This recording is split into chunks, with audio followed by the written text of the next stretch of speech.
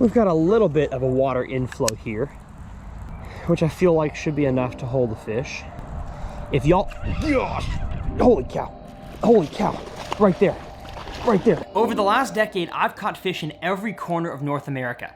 From California to Mexico, Florida to New York, and all the way up to Canada, documenting it all on video for you guys. Yes, I got it! But as a video creator and instructor, I've generally left out one of the most important and the largest demographics in the world of fishing, and that is the bank beater, the pond prowler, the shore master. Yeah! In this series, I'm making it my goal to fish more bodies of water than I ever have before, but this time, from the bank. My name's Tyler, and this is 100 Ponds.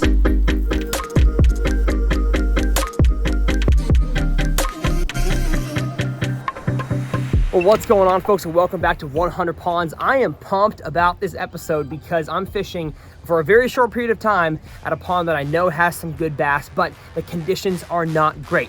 I'm gonna tell you more about that here in a second, but I say enough chit-chatting. Let's get down to pond number 8.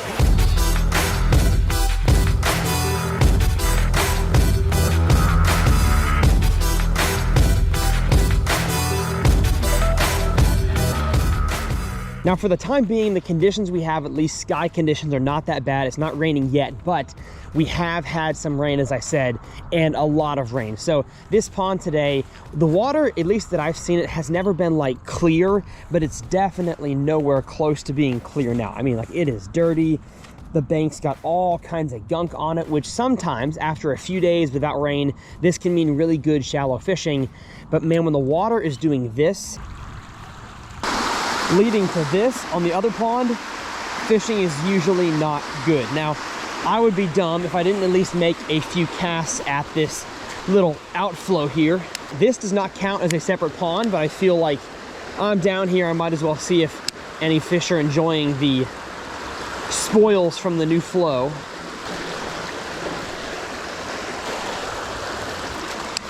Not surprised. Back up on this pond, the conditions seem a little more manageable, but the lures I'm throwing today are definitely what I call high contrast lures. I've got a black topwater popping frog and an all white thunder cricket. And the reason for that is because in dirtier water, the fish need a little more contrast to find your lures easier. Now, I'm gonna be honest, this is totally a buzzbait situation, not a topwater frog situation, but I am all out of black buzzbaits. So if you've got flooded water, dirty water, especially water that's moving and it's top water time, a buzzbait can just be killer for that. So kind of bummed I don't have one, but I know where I'm going right after this, and that is to Academy to get myself a new one. I'm gonna be honest, if I catch just one fish today, I'm gonna feel incredibly accomplished, because these conditions, for whatever reason, I've always noticed, just don't lead to good fishing. You think like, oh, fresh water coming in, it's flooded up in the bushes, up in the trees. That kind of stuff just usually doesn't lead to good fishing, especially when it's coupled with bad water visibility.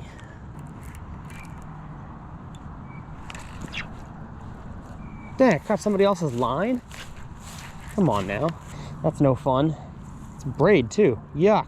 It's all kinds of junk down there. What a mess. Oh, wrong way. Yeah.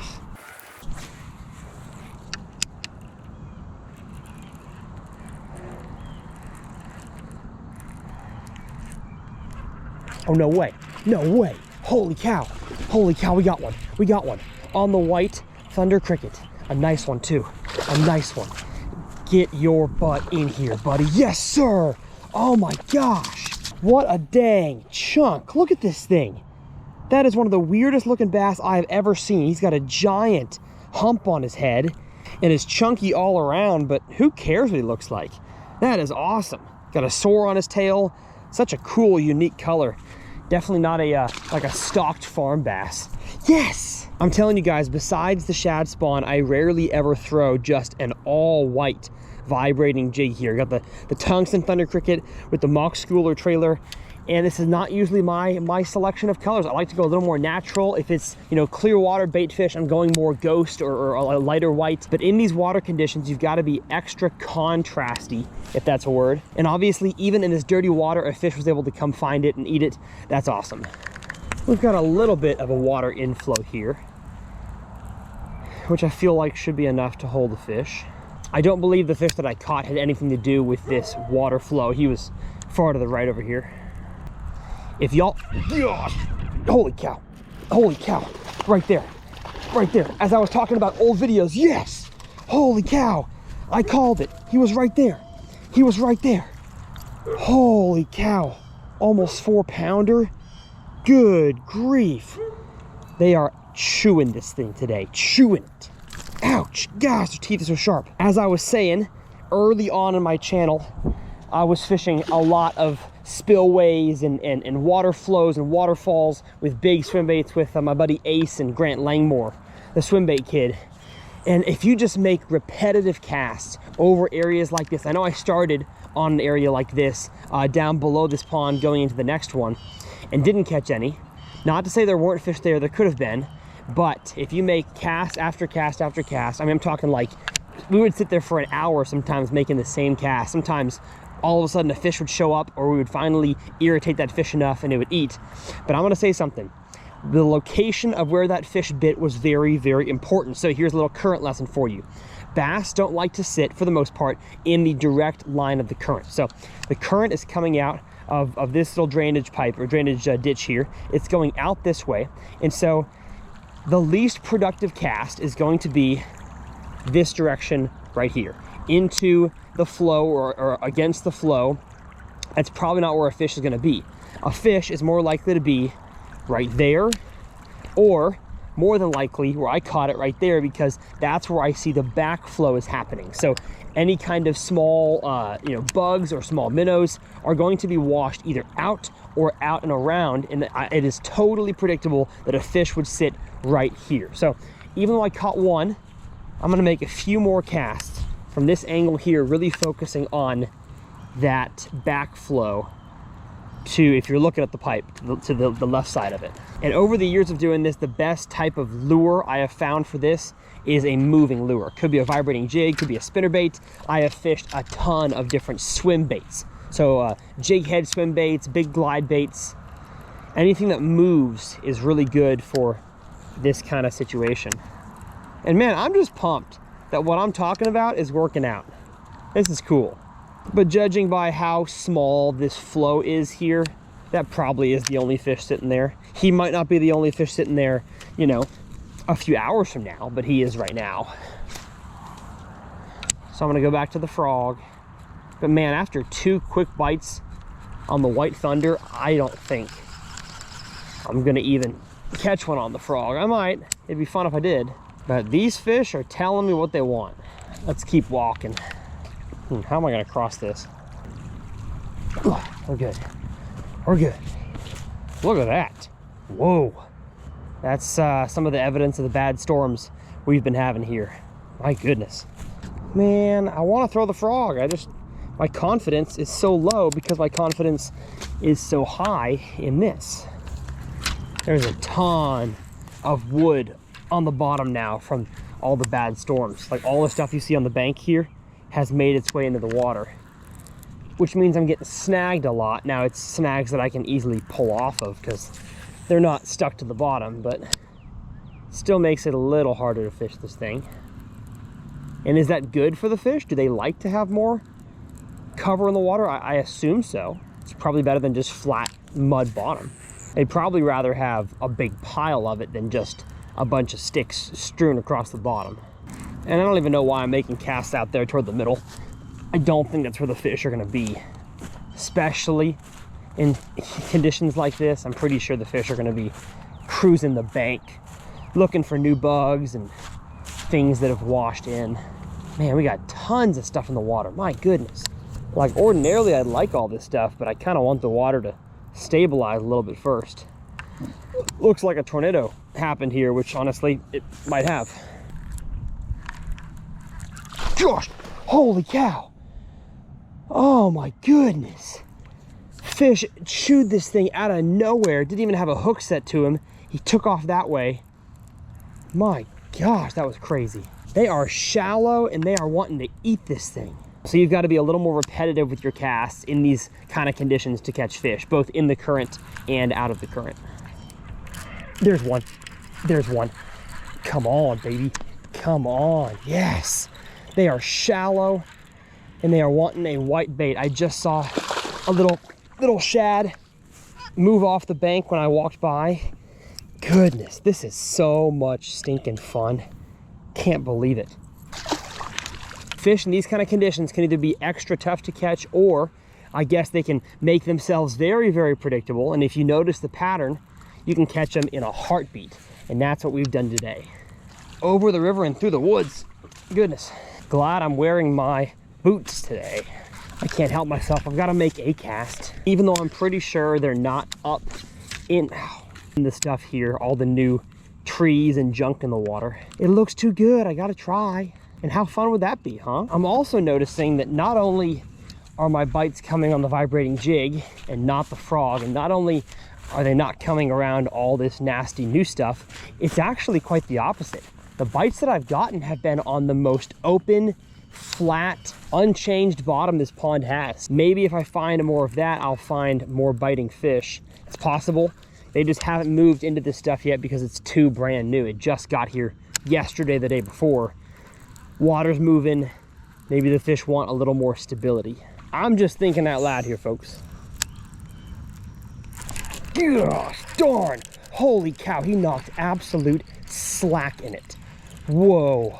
Hope y'all could see that bite. That was nuts. Oh my goodness. My hypothesis was correct. The fish wanted to be around more open water areas. That has to be one of the hardest vibrating jig bites I've ever gotten. Buddy, you knocked the tar out of it. Goodness, my line went slack. Oh, it's crazy. I almost need a new trailer after that one. Gosh, I'm having so much fun right now. I do not want to go to breakfast with my buddy this morning, but I can't cancel now, so we got a few more minutes to catch a few more fish. To be honest though, I don't even know if I need to. I think I've proven my point today. I have discovered what these fish are doing. I know the lure, I know the pattern, I know the locations. This is awesome.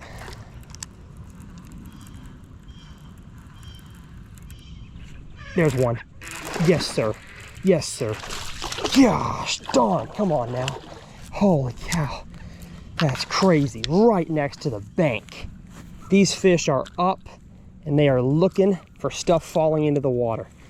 And I'm gonna come back here to just fish for fun because these fish are healthy and, oh, sorry buddy, and juicy and delicious. And that's the one advantage. Actually, there's several advantages, but one of them to dirty water is that a fish can't see you as well. So in a super clear water pond, I would never catch a fish right there unless he was on a bed. But that fish right there had no idea I was there. And this little shad thunder cricket came by and he said, I ain't seen a bait fish for days in this water. I gotta eat you, girl. And once again, open water. No fresh sticks, no debris and slop on top from all the rain. Maybe a little bit of aquatic vegetation down there, but that's stuff that was there before the flood. Oh man, what a good, quick little pond excursion. These kind of conditions don't always lead to easy fishing, but I was able to put the pattern together, figure it out. This little tasty morsel was all the fish wanted, and like always, I'll have it linked down in the video description for y'all to check out. Say sayonara to Pond 80, and we'll see you guys at Pond 81.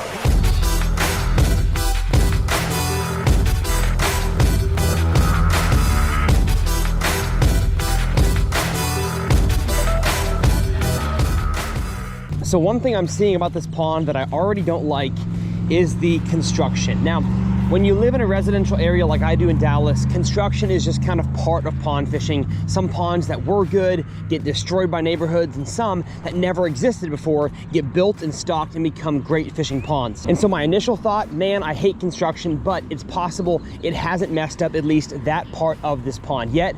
What are they building here?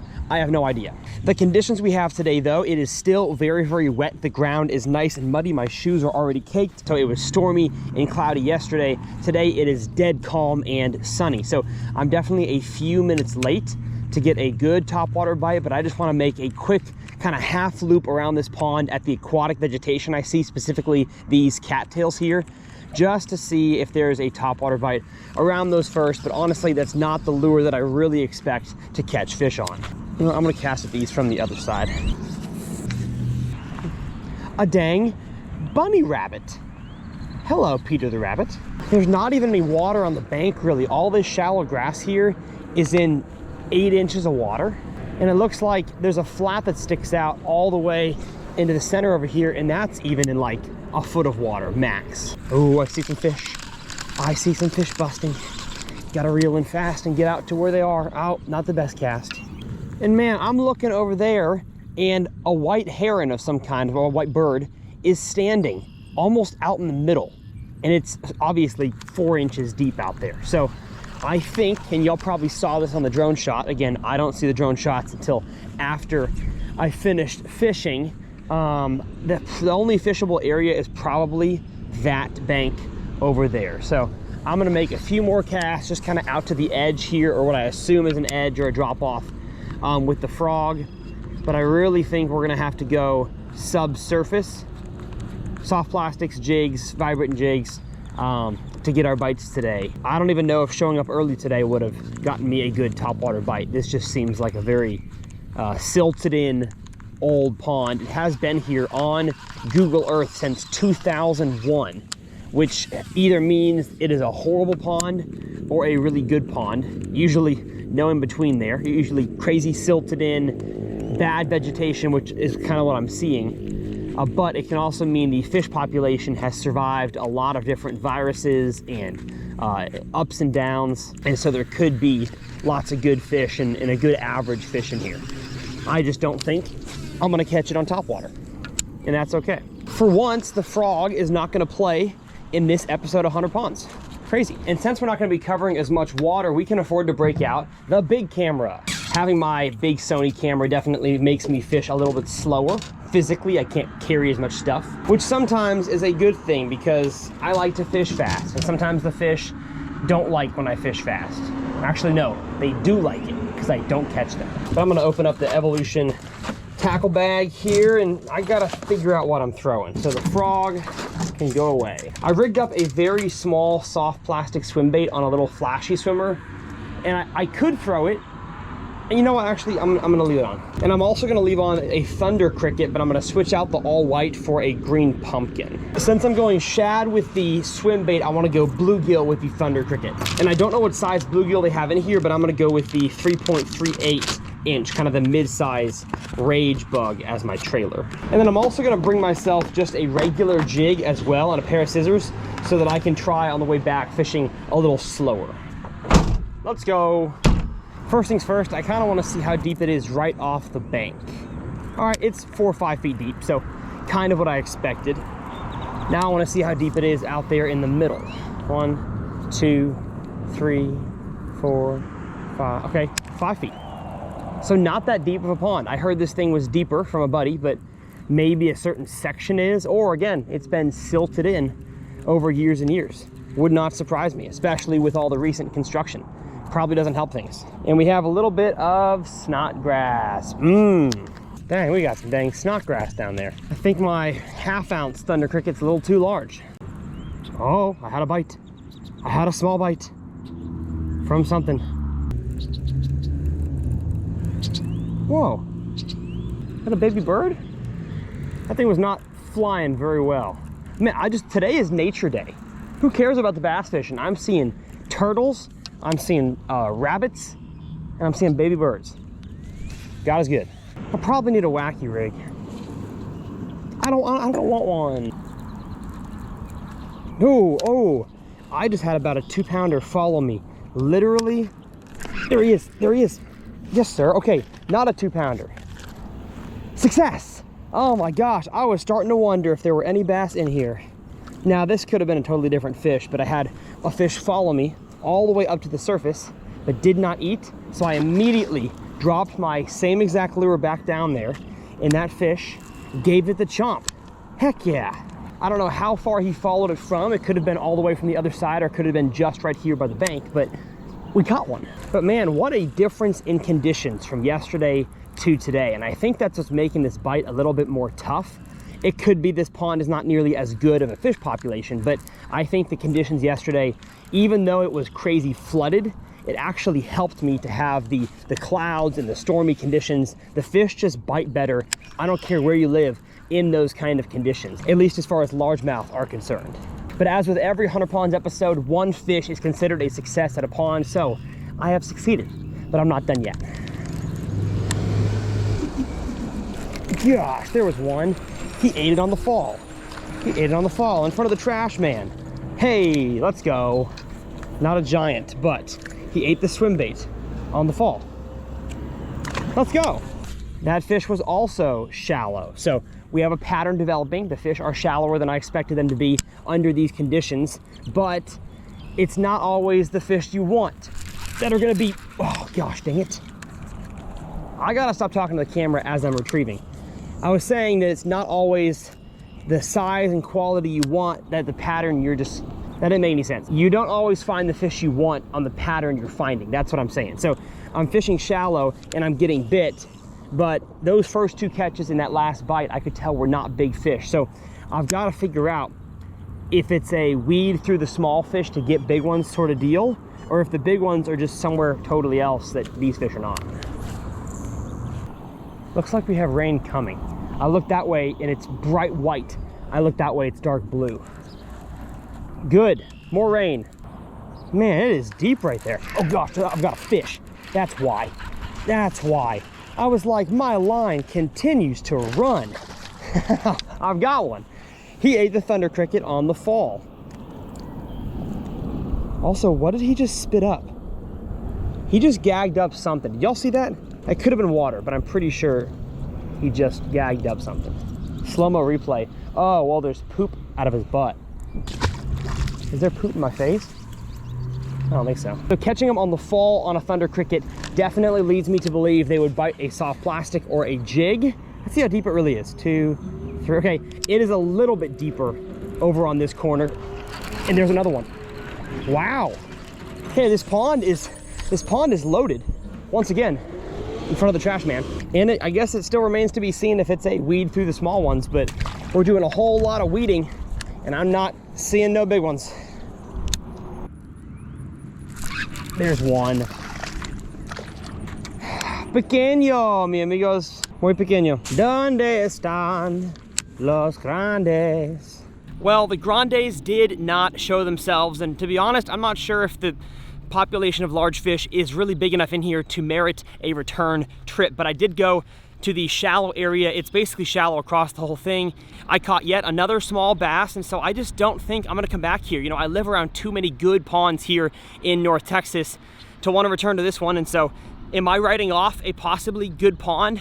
Maybe. It's just I did not get the results I wanted, even though it was a success, which I'm proud of. Well, as always, folks, I love making this series. If you liked it as well, go ahead and hit that subscribe button so you never miss another episode. And if you want to see my last 100 Ponds episode, I will leave it up here in the corner. My name's Tyler. My tackle is listed down in the video description, and we'll see you guys next time right here on TRF.